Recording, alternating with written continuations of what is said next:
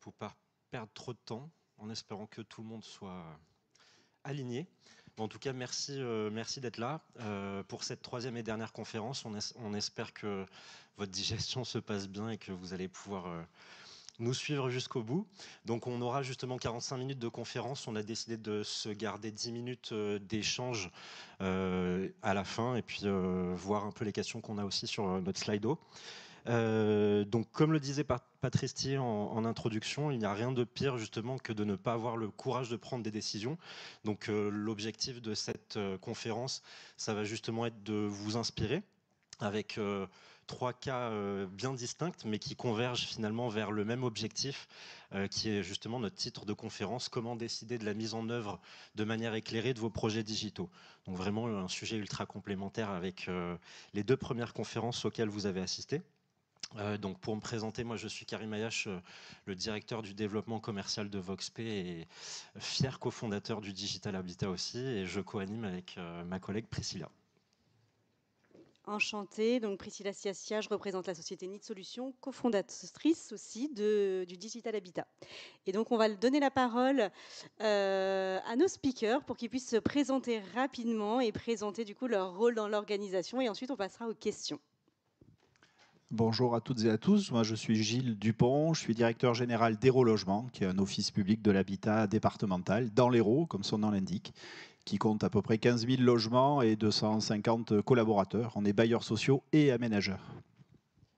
Bonjour, Édouard Duroyon. Alors, j'assure la direction générale de la SAC Pétram. La SAC Pétram, c'est l'une des 3 sociétés de coordination du groupe Habitat en région. SAC Habitat en région Sud-Est, SAC Habitat en région Occitanie et la SAC Pétram qui regroupe 3 bailleurs, SIGH, SHLM de l'Oise, dont j'étais directeur général pendant 10 ans jusqu'au début janvier, moment où j'ai rejoint la SAC Pétram. Et puis, donc, SI Habitat, SIGH, SHLM de l'Oise. Voilà. Bonjour à tous, Serge Laurent, directeur général de Monlogis A3. Monlogis, c'est 14 500 logements, 140 collaborateurs et filiale du groupe Action Logement. Eh bien, merci pour ces présentations. Alors, tous les trois, vous avez une expérience différente, et une position et une organisation vraiment différente de par le territoire sur lequel elle se trouve. Pour la première question, pourriez-vous nous décrire l'état dans lequel, et la situation de mise en place des process et des projets digitaux dans les organisations dans lesquelles vous êtes arrivés, et peut-être une petite partie d'histoire sur votre arrivée dans vos organisations, s'il vous plaît. On va commencer par Gilles. Merci, pardon. Moi, je suis arrivé il y a 5 ans sur ce poste de DG. Préalablement, j'étais déjà DG sur notre office HLM pendant une douzaine d'années. Et la phase, je dirais, d'observation, d'audit, quand on arrive dans un organisme pour un DG, c'est d'aller chercher les trous dans la raquette, et d'aller regarder à la fois les non-conformités, les non-performances, etc., voir comment, à partir de là, on peut aussi bâtir des stratégies adaptées. Et une des difficultés sur le numérique, il y en avait, je dirais, 2, lutte sur lesquelles un peu on reviendra en termes de priorité, c'est que les outils du quotidien étaient des outils très anciens, très anciens, et donc obsolètes pour tout dire. Et le premier des soucis, c'était des divergences d'appréciation et de fonctionnement entre les métiers d'une part et le service informatique de l'époque, puisque c'était un service informatique rattaché à une direction des ressources internes qui avait petit à petit pris son autonomie, voire son indépendance, notamment vis-à-vis de notre ERP, et les métiers ne se reconnaissaient plus du tout dans le fonctionnement vis-à-vis de ce service informatique. Et chacun se renvoyait la balle en disant « mais tu connais rien à mon métier, tu fais n'importe quoi quand tu es à la DSI, ouais, mais à l'informatique, nous on sait comment votre truc il marche, c'est les métiers qui sont problématiques ». Je caricature évidemment un petit peu, mais en tout cas il y avait une incompréhension réciproque très forte sur ces sujets-là qui était bloquante parce que c'est non seulement on ne pouvait pas se projeter, parce que le quotidien était problématique, mais se projeter devenait une affaire de pouvoir. Et donc, à partir du moment où on met du pouvoir dans ces questions-là, ça devient un petit peu plus compliqué. Donc, il fallait que le DG s'en mêle. Le mieux, c'est quand le DG s'en mêle pas quand même. Hein. C'est ce que j'essaye d'expliquer à mes collaborateurs. C'est au moins vous me demandez, au moins vous serez embêtés. Parce que je risque de ne pas faire ce que vous attendez de moi. Mais lorsqu'ils n'arrivent pas à se mettre d'accord, je pense qu'un DG a aussi ce rôle évidemment d'arbitre, de donner du sens aux décisions, aux stratégies. Donc il a fallu recréer du lien entre les deux façons de voir les choses.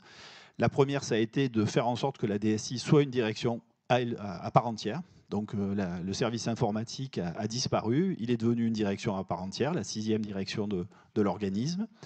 J'ai recruté un DSI à qui voilà, j'ai senti qu'on était aligné sur les intentions, qui a permis aussi de faire un petit peu le ménage émotionnel, hein, voilà, parce que de temps en temps c'est important aussi. On a des logiciels sur les ordinateurs qui détruisent des anciens fichiers, tout ça, tout ce qui ne sert plus à rien. De temps en temps, il faut faire la même chose avec les émotions des collaborateurs. C'est plus compliqué parce qu'eux, ils ont une mémoire vive, mais vraiment vive. Il n'en demeure pas moins qu'il a fallu après travailler avec les métiers en leur disant c'est vous les commanditaires, c'est vous qui savez ce dont vous avez besoin. Par contre, vous êtes incapable de le faire si vous n'avez pas la DSI à vos côtés. Donc, il va falloir apprendre à vous parler. Et pour ça, on va mettre les questions du numérique à l'étage de la stratégie, ce qui n'était pas le cas jusqu'alors, ne serait-ce que par le positionnement du service informatique, même pas numérique. Donc on a fait en sorte que cette stratégie, ces éléments, cette politique devienne une stratégie en créant un comité de pilotage du numérique qui regroupe non seulement les directeurs, mais aussi tous les responsables de service et tous les responsables d'unités opérationnelles, qui est ouvert à tous les agents, puisqu'on le tient en visio, donc n'importe quel salarié a le droit de s'y connecter ou pas pour voir ce qui s'y fait. Et on a créé, à chaque fois qu'il y avait une difficulté, un binôme métier et DSI, donc un chargé de projet un chef de projet de la DSI, un chef de projet métier, et ils ont la responsabilité partagée de résoudre le problème qui leur, le plus souvent d'ailleurs, ils ont eux-mêmes porté et qui nous ont fait décider. Et donc, on parlait ce matin de comment mettre en œuvre les décisions. C'est souvent plus simple que les décisions elles soient mises en œuvre par ceux qui les ont proposées. Parce que si c'est le DG qui propose la décision, c'est rarement la bonne décision. Donc, si elle est portée par le terrain, par le besoin de terrain, elle trouve plus facilement à trouver des solutions et à challenger des solutions entre les gens qui ont identifié cette difficulté. Voilà, donc on a mutualisé. Je ne vais pas dire qu'on a collectivisé, parce que c'est un terme un peu marqué, mais on a collectivisé les difficultés. C'est les problèmes de l'Office, ce n'est pas le problème de la DSI ou de je ne sais qui, c'est un problème pour l'organisme. Et c'est aux forces vives de l'organisme de le régler dans un travail à parité, chacun dans sa spécialité, mais la responsabilité de la compréhension réciproque, elle est portée par chacun. Et c'est là-dessus qu'ils sont jugés, autant que sur les résultats. C'est-à-dire qu'il n'y a pas seulement le résultat qui compte. Le résultat, ce n'est pas l'enjeu de pouvoir. Le résultat, c'est que l'Office ait franchi une étape, levé un frein, franchi un obstacle. Alors moi, comme je le disais, je suis arrivé à la SAC Pétram au mois de janvier, après 20 ans à la direction générale pendant 10 ans de la SHLM de l'Oise, chez SCI et chez SIGH. Donc finalement, je me retrouve dans une SAC où j'ai travaillé chez les trois membres pour renforcer les compétences obligatoires de la SAC. La SAC, elle a été créée en 2021 dans une logique de coopération, d'échange de bonnes pratiques. Et là, aujourd'hui, à la demande de notre actionnaire et puis par rapport à des recherches d'efficacité opérationnelle dans les entreprises, on a décidé qu'on allait pousser un peu les curseurs sur les compétences obligatoires, développer un certain nombre de compétences facultatives et puis voilà, développer des compétences complémentaires à 3 niveaux d'intervention. Le premier, c'est qu'est-ce qu'on met en réseau, échange de bonnes pratiques. Le deuxième, c'est qu'est-ce qu'on met dans un niveau de cadrage coopération. Et le troisième niveau, c'est qu'est-ce qu'on mutualise sous opération par la SAC. Et nous avons décidé de travailler sur un projet de mutualisation du système d'information des 3 ESH pour aboutir d'ici 2 ans, enfin sous réserve des validations des différentes instances, et je prends les précautions d'usage, à l'aboutissement d'un système d'information unique pour les 3 ESH. Et ce qui nous a amené à retravailler l'ensemble de la carte applicative pour regarder qui avait quoi, qui utilisait quoi, qui voulait garder quoi, et quelles solutions uniques on retenait par compartiment de de fonctionnement des ESH. Alors ça n'a pas été sans discussion parce qu'on a eu aussi beaucoup d'échanges sur la place de la data et la notion de base de données. L'ERP est-il central ou périphérique dans le système d'information? Et la data, la base ou les bases de données, plutôt les bases de données, sont-elles centrales ou accessoires, centrales au système d'information ou accessoires aux applications? Et donc on a eu d'énormes débats là-dessus qui s'inscrivent aussi dans les réflexions qu'on a au sein du groupe Habitat en Région sur la structuration d'une filière data.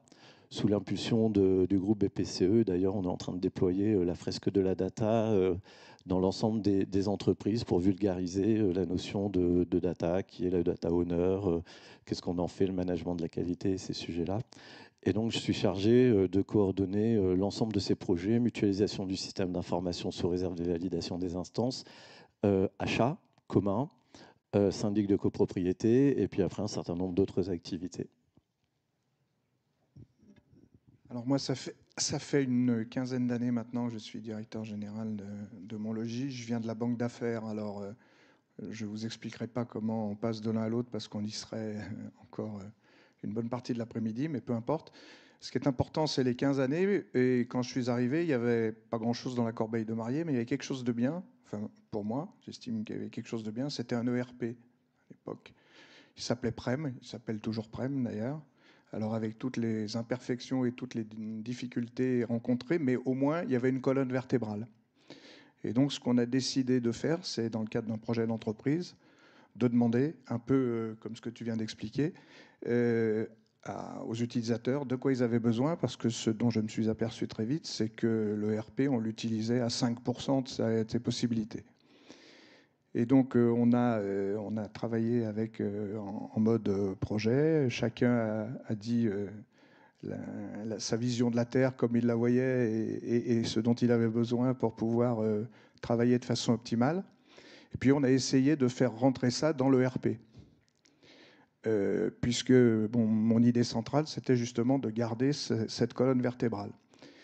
Et assez vite, on s'est trouvé confronté à deux problématiques, alors qui sont un petit peu passées maintenant, mais qui sont quand même encore d'actualité, qui est que les éditeurs, excusez-moi s'il y en a dans la salle, de RP se comportent comme des dinosaures.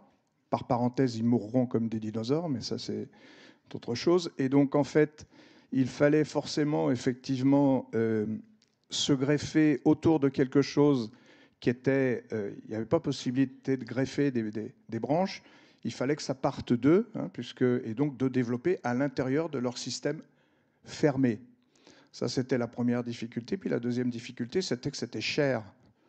C'est-à-dire que chaque fois qu'on ouvrait la bouche et que je demandais s'il vous plaît, et puis c'était long, parce qu'il fallait attendre que nos amis consultants, n'est-ce pas, bien qu'on ait acheté des jours, etc., ah oui, mais là, c'est pas possible. Et puis, ce qu'on demandait, c'était toujours du spécifique. Il n'y avait que nous qui demandions, comme si on est plus intelligent à 3 qu'ailleurs. Donc, on a commencé à se dire, bon, alors on a fait avec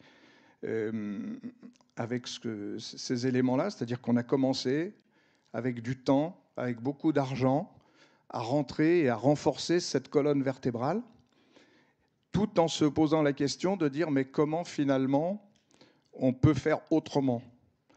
Et les avancées technologiques, les années passant, les cheveux blanchissant, eh bien, finalement, aujourd'hui, on a complètement transformé notre système parce que la force qu'on a eue, c'est de pouvoir intégrer de la data, donc beaucoup, je parle sous le contrôle de mes amis de Granit, donc, qui nous ont fait un petit audit récemment, sur la maturité digitale et sur donc, notre data. Donc on est très riche de data puisqu'on en a fait rentrer tout plein dans le système. Simplement maintenant, et on a réfléchi, alors je disais tout à l'heure une colonne vertébrale, avec des arêtes de poissons qui forcément étaient alimentés par la volonté de Prem et d'Aéron de s'alimenter forcément sur leur colonne vertébrale à eux.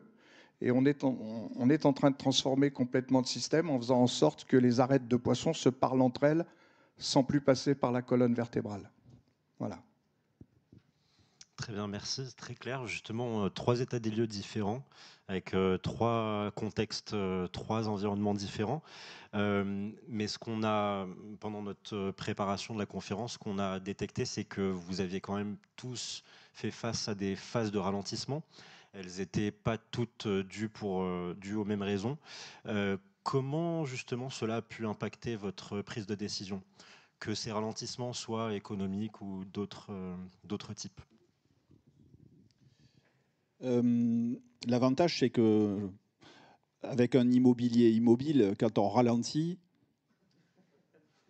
vous m'avez compris quoi. Comme on va déjà pas très vite, c'est difficile une fois qu'on est arrêté d'aller moins vite. Non, je plaisante, mais il y a un peu de ça, c'est-à-dire qu'on a des inerties. Je pense que les collègues ne me déjugeront pas. Je veux dire, on met 6 mois pour arrêter un sujet, on met 3 ans pour le reprendre. Voilà, c'est extrêmement long. Hein. Donc finalement, quand on ralentit pas suffisamment pour qu'on soit en retard quand ça repart. On est juste au bon moment, finalement, et on a encore un peu l'élan pour repartir.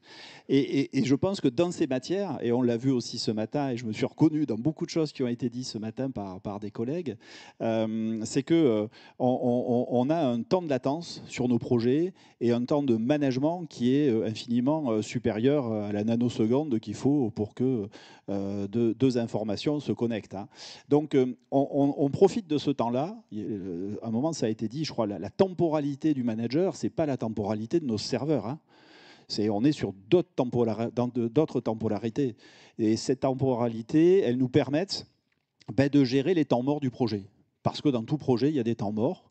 Moi, je suis plutôt un constructeur, un bâtisseur qu'un informaticien. Quand on fait une réhabilitation, ça a été dit, ça prend 6 mois, 1 an, 2 ans, 3 ans de travaux. Et pendant 2 ans, 3 ans de travaux, il faut expliquer aux locataires que ce n'est pas parce qu'il ne se passe rien qu'il ne se passe rien. En fait, il se passe plein de choses quand il ne se passe rien. Ce n'est pas toujours facile à expliquer. Eh bien, en informatique, c'est pareil. Il faut expliquer aux utilisateurs, il faut expliquer aux métiers que quand on développe tel sujet, quand on travaille sur tel sujet, eh bien, ce n'est pas du temps mort, c'est du temps qui est partagé par ailleurs. Donc le ralentissement, il permet, je pense, finalement, au final, de ne pas être considéré toujours comme étant en retard, ça c'est d'une chose, et puis d'autre part, ça permet de rendre les choses obsolètes, de se séparer des choses obsolètes. Je le disais, moi, une des difficultés que j'ai rencontrées, que j'en suis arrivé, c'est que les outils du quotidien, ne serait-ce que les outils de bureautique, hein, étaient moyenâgeux. Alors je crois qu'il n'y avait pas beaucoup d'outils bureautiques au Moyen-Âge, mais c'est une expression. Hein. Donc c'était le bon moment de les faire évoluer et de former les personnels. Et pendant que je les ai amusés, pas avec Teams, qui marche très mal, hein, je confirme ce que disait Cécilia ce matin, quand je les ai amusés avec SharePoint, quand je les ai amusés avec des trucs que je ne sais même pas moi comment ça marche, et que j'ai fait désinstaller de mon téléphone tout de suite, après que l'informatique les y ait mises, et bien pendant qu'on les a amusés avec ça, on a permis de travailler, ça a permis de travailler sur d'autres sujets. Et finalement, quand on travaille le collaboratif, on le travaille aussi bien avec l'introduction d'un outil bureautique comme Teams que lorsqu'on le travaille sur de la gestion de données partagée entre les gestionnaires de secteur, la plateforme Intent, les prestataires et les ingénieurs du service maintenance de l'Office. Voilà, donc je pense que il faut à tout prix, enfin, il faut qu'on soit un peu magicien dans nos rôles. Hein. Je veux dire, quand ça freine, il faut donner l'impression qu'on accélère et éventuellement la réciproque est tout aussi vraie. Et puis, quand on travaille avec de la donnée, comme on travaille avec, je dirais, des éléments dont on est toujours en train de dire qu'on n'est pas sûr que ce soit bon. Hein, on l'a beaucoup dit ce matin. On a cité Pompidou. Voilà. Moi, j'aurais cité René Descartes, qui est plus dans ma configuration mentale que Pompidou. Hein. Mais bon, c'est pas une affaire de physique, hein, c'est vraiment une affaire de configuration mentale. Et Descartes disait la géométrie. Je crois que nous, les DG, on est tous un peu géomètres. La géométrie, ça sert à raisonner juste avec des figures fausses.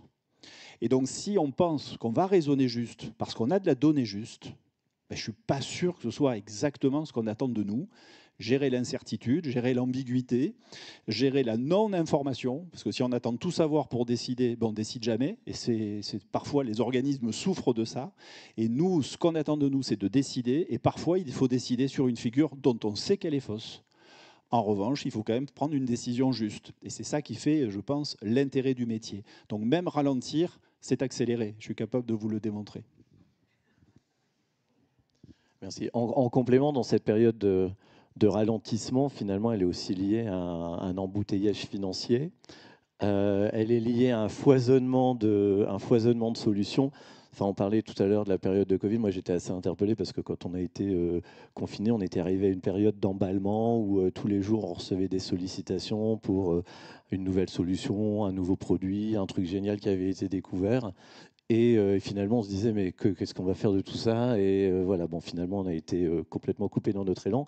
Mais du coup, ça pose aussi la question des critères et la question de sur quelle base je m'engage et comment je fais le choix. Alors évidemment, sur le qu'est-ce que ça coûte, qu'est-ce que ça rapporte, ça c'est un peu la logique rationnelle, hémisphère droit, je crois, hein, si j'ai bien écouté. Ou gauche, peu importe en fait, mais je suis d'accord. Et après, il y avait d'autres questions. C'est les équipes, elles arrivent en disant bah, tiens, je suis allé au congrès ou au salon, j'ai vu ce truc génial. C'est OK, mais est-ce que c'est vital ou est-ce que c'est du confort ou est-ce que c'est juste un truc sympa d'avoir parce que ça propose encore un truc que les autres ne font pas. Et donc, on a aussi cette question de finalement, quelle est la nécessité, nécessité ou pas. Hein, quand on est en période de pénurie, il faut savoir gérer la pénurie. La notion d'impact aussi, c'est est-ce que ça impacte le client, client interne, client externe. Enfin, ça, c'est un sujet qui est assez important.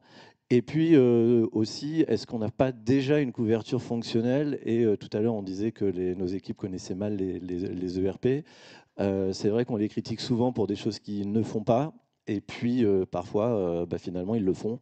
C'est juste que soit les utilisateurs n'ont pas été formés, ou alors ils ont oublié, ou alors c'est des cas d'usage exceptionnels, et finalement, le jour où on a besoin, on ne se rappelle plus que ça existe. Et donc, dans cette période de ralentissement, ça nous oblige à remettre un peu de critères décisionnels, parce que moi c'est vrai qu'au départ je disais quand j'étais à la SHLM de l'Oise, allez-y, super, on développe, et puis après on sait qu'il y a une sélection naturelle qui se fait. On a appris ça avec nos enfants, hein, ils veulent tout un tas de trucs, si on dit non c'est la galère, si on dit oui de toute façon il y a la moitié qui se fait pas. Donc bah là c'est un petit peu la même chose, il y a une sélection naturelle. Mais en tout cas, ces critères de décision, ils sont, à mon avis, beaucoup plus importants aujourd'hui que jamais. Alors, chez Action Logement, malgré la crise, on n'a pas ralenti. Cécilia est là, Francis ce matin. On a accéléré. Alors, on n'était pas tous d'accord, on ne le dirait pas, ça ne sortira pas de cette salle. Parce que accélérer, effectivement, dans un moment de crise, c'est compliqué et on s'appauvrit. Ça non plus, vous ne le direz pas, hein, c'est interdit. Mais ça veut dire qu'effectivement, figure pirouette mise à part, qu'on a construit pratiquement la moitié des logements sociaux qui se sont construits, alors qu'on pèse à peine un quart du total, 20% du total de logements existants. C'est une volonté de l'actionnaire pour continuer à faire tourner les centrales à béton et puis à loger les salariés des entreprises. Pourquoi je vous dis ça? Parce que du coup, effectivement, la logique, c'est que quand on regarde nos plans à moyen terme, ben, on s'appauvrit. Et donc, il faut faire des choix. Et le choix, c'est quoi? Enfin, pour nous, en tous les cas, c'est le service au client, c'est ce qui est différenciant. Il y a 25 ou 30 ans, je pense que quand une entreprise était en difficulté, la première chose qu'elle coupait, quel que soit son domaine d'activité, c'était la recherche et le développement, et puis le commercial marketing. Moyennant quoi, 9 sur 10 finissaient en liquidation judiciaire. Aujourd'hui, c'est les seuls qui restent. C'est-à-dire, si vous regardez un petit peu les entreprises en difficulté, elles surcommuniquent quand elles ont encore un petit peu de sous, et elles se tournent majoritairement, elles font du surservice. Ben, pour nous, dans les arbitrages qu'on a fait, c'est ça. C'est-à-dire à la fois le produit, donc poussé très très très fort, et le service au client. Et pour rendre le service au client, ben, il faut un système d'information qui fonctionne et qui fonctionne bien. Donc c'est pas une variable, pour moi, c'est pas du tout une variable d'ajustement. Il y en a d'autres. La maintenance courante, par exemple, peut en être une. La renégociation de la dette en est une deuxième et plus sûre, même si on ne peut pas renégocier ad vitam aeternam. Donc au contraire, je dirais que dans ces phases de ralentissement, il faut qu'on soit encore meilleur. Et ce qui nous différencie, c'est le service. Et le service, on l'apporte par une bonne connaissance de nos clients, de la donnée, et donc par une bonne réponse métier. Merci. Pour aller plus loin dans les éléments pris en compte dans la prise de décision, Édouard, vous nous en avez déjà livré quelques-uns sur les questions que vous vous posez dans le cadre du coup des projets de la SAC. Gilles, est-ce que vous pourriez aller un peu plus loin du coup sur la mise en œuvre de vos copies numériques? Donc ces copies numériques qui, au départ, comme j'ai tenté de vous l'expliquer, étaient là pour faire en sorte que les gens se parlent, sont devenues rapidement des instances de pilotage pour de vrai. C'est-à-dire que c'est maintenant le comité de pilotage qui sélectionne les projets internes qui sont développés. C'est devant le comité de pilotage que les chefs de projet rendent compte de leur état d'avancement. Le comité de direction y participe, hein, donc voilà, ils sont là aussi pour assumer la vitesse d'élaboration, la vitesse de réalisation des projets qu'ils ont inscrits à l'ordre du jour. Le comité de pilotage fait des propositions budgétaires chaque année, c'est-à-dire qu'avec la DSI et les métiers, qui cofabriquent des budgets dans lesquels, évidemment, je vais mettre quelques coups de ciseaux, hein, mais bon, ça c'est la vie. Mais en tout cas, les arbitrages, moi, j'en rends compte en comité de pilotage. J'explique pourquoi on ne va pas faire ça et pourquoi on va faire ça, pourquoi, et les raisons qui conduisent à travailler là-dessus. Et ces décisions partagées, elles sont toujours présentées avec 3 grands angles. Le premier angle, c'est la qualité de service. Est-ce que le projet présenté améliore la qualité de service au client? De quelle manière? Sur quel sujet? Et est-ce que ça correspond à un besoin mesuré? Parce que c'est mieux quand même si on rend un service que les gens attendent, hein, parce que s'ils n'attendent pas... Bon. Donc c'est bien quand même de savoir quels sont les besoins et comment on les mesure. Ça, c'est le premier critère, la réponse à la qualité de service. Deuxième élément, c'est est-ce que ça améliore les conditions de travail?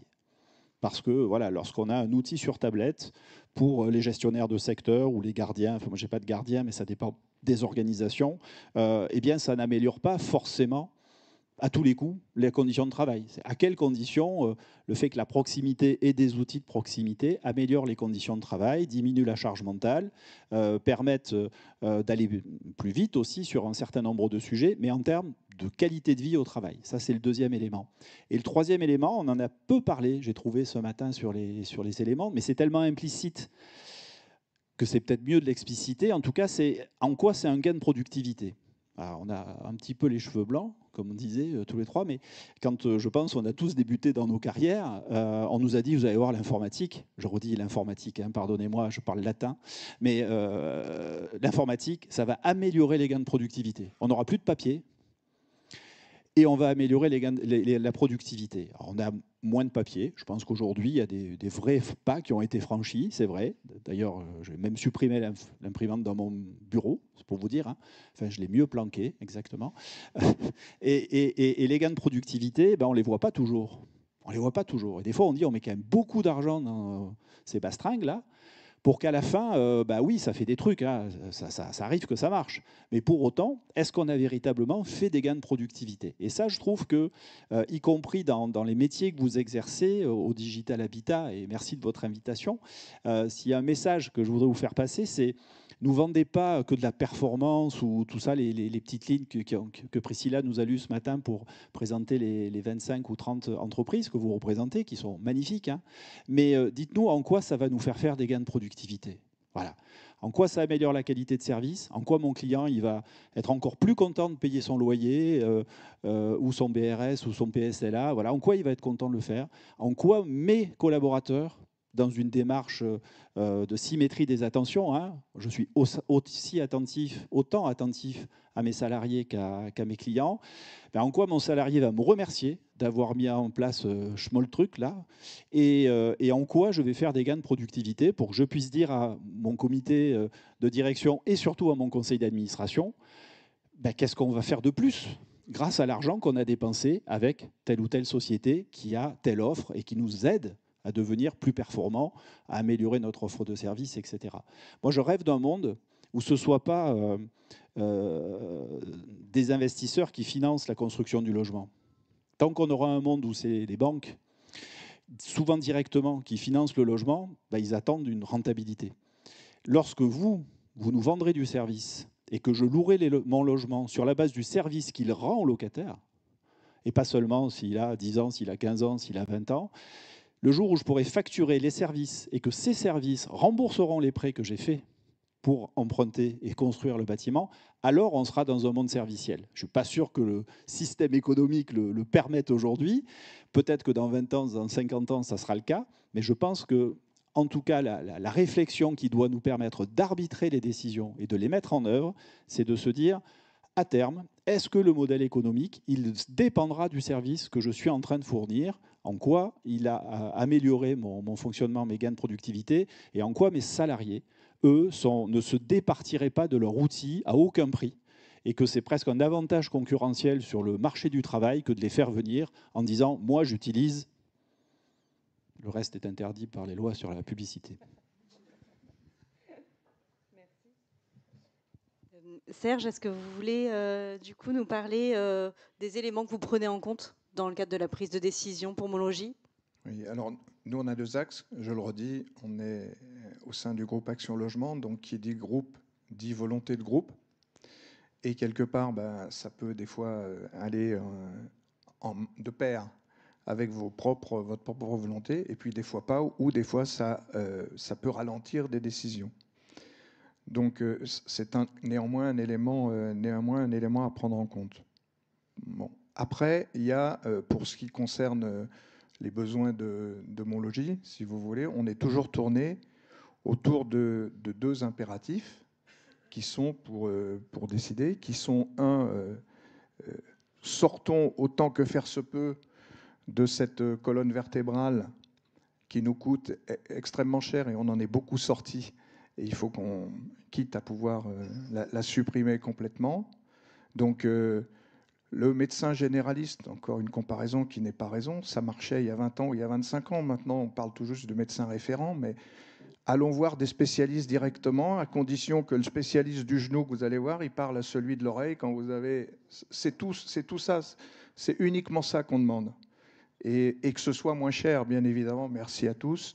Mais ça, vous n'aurez pas de mal, parce que quand on voit comment on s'est fait escroquer pendant des années par quelques grands éditeurs, on n'a pas de mal, vous n'aurez pas de mal à faire mieux pour moins cher.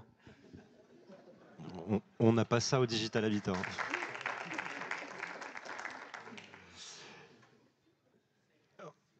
Et puis, dernière question, avant-dernière question qu'on souhaitait vous poser, on a fait l'état des lieux justement de la situation, on a fait l'état des lieux de l'impact des différentes crises, par exemple, sur votre prise de décision et puis les éléments que vous prenez en compte pour la prendre, justement. En dernier lieu, quels sont justement les plus gros points de blocage auxquels vous avez fait face, que vous avez identifiés, auxquels vous avez fait face par le passé quand il s'agissait de prendre une décision efficacement?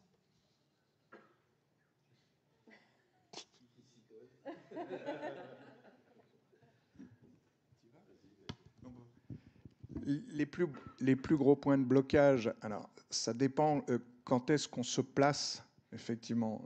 Je le redis, Monlogis dépend du groupe Action Logement, ce qui n'était pas le cas avant la réunification, on va dire, des collecteurs en 2016 ou 2017 au sein d'un seul collecteur, puisqu'on était tous des entreprises plus ou moins indépendantes, dépendantes de collecteurs régionaux.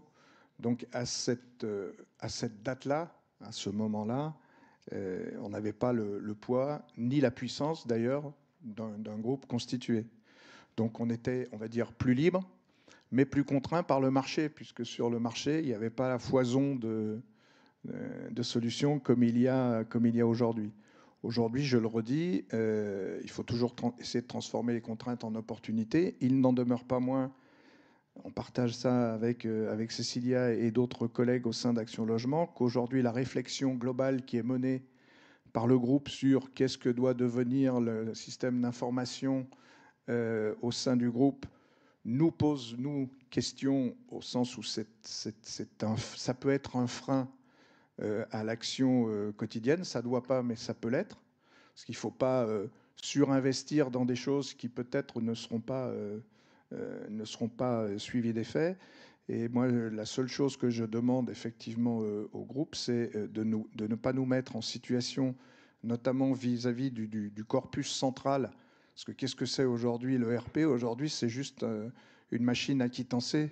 Tout le reste, vous savez le faire à peu près différemment. Et je suis sûr que si on regarde un peu, On va trouver des machines à quittancer ailleurs, hein. Il y a des assureurs qui quittancent très très très bien, pas forcément dans le monde des bailleurs sociaux. Donc ce qu'on demande à minima nous, et c'est le frein, c'est ne nous dites pas à la dernière minute, quand nos contrats arrivent à échéance, juste avant, que finalement on n'a pas décidé et que vous devez repartir dans de plus mauvaises conditions avec des coûts plus importants. Donc il faut anticiper tout ça et justement faire en sorte que les arêtes de poissons et les spécialistes se parlent entre eux pour éviter cet écueil-là. À notre niveau, au niveau de mon logis et donc je pense de société d'Action Logement, c'est le principal écueil, puisque globalement, et je termine là-dessus, en termes financiers, comme je l'ai dit, on s'est tellement fait escroquer que même si on améliore le système, on le fera pour moins cher. Ou en tous les cas à ISO coût. Sur les blocages, notamment sur les projets digitaux dans la mise en œuvre éclairée, j'ai compris que c'était aussi le thème de notre table ronde. Moi, ça m'est arrivé plusieurs fois de former des utilisateurs, une fois, deux fois, trois fois, quatre fois, à l'utilisation d'un outil et de se rendre compte qu'en fait, c'est un outil qui avait été choisi par la DSI et qu'on essayait de le leur imposer. Et évidemment, ça ne marche plus, hein. Les méthodes top-down, ça ne marche plus du tout. Et donc, l'un des premiers blocages, c'est comment on arrive à co-construire ensemble DSI, métiers, utilisateurs, les outils dont les uns et les autres ont besoin en fonction de leurs contraintes propres. Évidemment, il y a des contraintes informatiques, la cohérence du système, la compatibilité et tout ça. Et il y a aussi des contraintes métiers. Et pour moi, le blocage vient lorsque les contraintes des uns et des autres ne sont pas prises en compte et qu'on est dans une verticalité descendante. Et donc, le risque, c'est le décalage entre ceux qui décident et ceux qui exécutent. Et plus il y a alignement entre la décision et l'exécution, et plus ça va être facile pour tout le monde. Donc voilà, moi je dirais que c'est le blocage principal, il est sur ce sujet-là, faire participer à la prise de décision, à la configuration. Évidemment, à la fin, il faut décider quand même, hein. Et autant il faut probablement être horizontal dans l'élaboration du processus de décision, parce que dans la complexité du monde d'aujourd'hui, on ne peut pas se contenter d'un seul regard et on ne peut pas se contenter d'un seul point de vue. En revanche, si on est horizontal dans le processus de prise de décision, il faut être vertical dans l'exécution. Parce que si on est horizontal dans la prise de décision et horizontal dans l'exécution, c'est le bordel. Et je l'ai vécu puisque moi j'étais convaincu qu'il fallait être horizontal sur les deux. Et à la fin, on a dit, OK, on discute la décision, mais on ne discute plus l'exécution. Et donc voilà mon expérience sur un blocage concret. Parfait, merci beaucoup en tout cas pour vos témoignages. Une dernière question en 1 minute top chrono, si vous aviez un top conseil ou une bonne pratique à partager à nos auditeurs, quelle serait cette bonne pratique justement? Juste pour finir sur ce qui a été dit, mais vraiment très rapidement, il y a un grand penseur contemporain dont le nom m'échappe et ça m'arrange, qui a dit il n'y a que les bébés mouillés qui aiment le changement. Voilà, donc on n'aime globalement pas le changement, quoi. Voilà. Or vous tous, vous toutes, vous tous, vous toutes, vous nous proposez de changer tout le temps pour un truc dont on n'est pas sûr que ça marche. Il faut vous dire ça, quoi. Voilà. Et nous, derrière, on vous dit ah ouais, c'est génial, parce qu'on a été formés à trouver des choses géniales. Et puis, on vous dit on a un peu d'argent, vous le confiez. Faites en sorte que ça marche et que ça change, mais progressivement. Voilà. Et alors le conseil, je ne donnerai pas de conseil, mais c'est quelque chose que je m'applique à moi-même. C'est que je me dis à peu près devant n'importe quel type de décision, c'est à quel moment va intervenir le PFH. Vous êtes peut-être chimiste ou... le PFH, c'est le putain de facteur humain. Voilà. Et c'est d'abord de ça dont il faut se préoccuper. Parce qu'après, les bases de données, elles finissent toujours par se parler. Elles disent n'importe quoi. Hein. Je vous l'ai dit, hein, on raisonne juste sur des figures fausses. Hein. Ce n'est pas le plus grave. En revanche, le PFH, vous le prenez toujours dans la figure. Donc, ce que j'essaye de m'appliquer à moi-même, c'est d'abord de venir vous voir, parce que ça me fait faire des progrès, et ensuite de faire des neurosciences, parce que j'ai plus de complexité à comprendre le cerveau des gens qu'à comprendre le cerveau de mes serveurs. Merci Gilles. Sur le facteur humain, je suis tout à fait d'accord avec ça. Moi, je dirais simplement, c'est pas un conseil, mais un conseil, c'est co-construction et verticalité dans la décision, enfin dans l'exécution plutôt. Oui, alors le conseil qui va être peut-être un inverse pour vous, mais celui que nous, on se donne, c'est plus qu'un conseil, c'est une consigne, c'est faire en sorte de ne jamais accepter que notre besoin s'adapte au produit. Mais faites-nous des produits qui s'adaptent à nos besoins, sans nous dire que notre besoin, il est absolument unique, exceptionnel, qu'on n'a jamais vu ça, qu'on n'y arrivera pas et qu'on est des doux rêveurs. Voilà, c'est tout. En tout cas, merci beaucoup pour vos témoignages. Je pense qu'on peut applaudir nos intervenants. Et on va enchaîner directement sur la conférence de clôture. Et je vais laisser Julien prendre la main.